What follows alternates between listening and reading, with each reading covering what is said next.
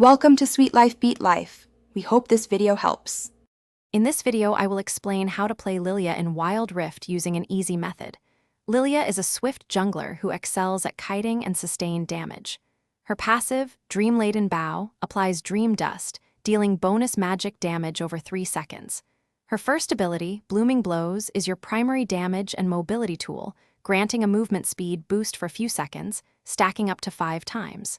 Her second ability, Watch Out, Eep, deals damage in a small area with bonus damage in the center. Mastering these core abilities is key.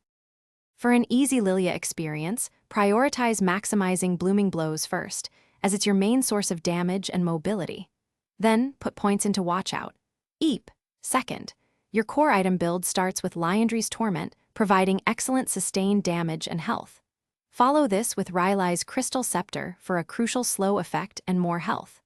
These two items form a powerful foundation, allowing you to kite and deal consistent damage throughout the game. Lilia's jungle clear is straightforward. Begin at your red buff, then clear raptors and wolves to quickly reach level 3. After this initial clear, look for gank opportunities in mid or side lanes. Utilize the movement speed from Blooming Blows to quickly move between camps and lanes, and to escape dangerous situations.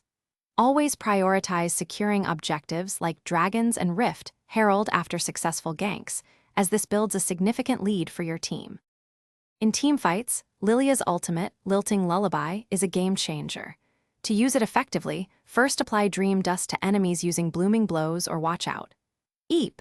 Then, activate your ultimate to put them to sleep, setting up easy follow-up for your team. Engage by poking from a safe distance, looking for opportunities to hit multiple enemies with your ultimate. Remember to stay on the edges of the fight, kiting and reapplying Dream Dust to maximize your impact. Thanks for watching. Consider subscribing if we helped you.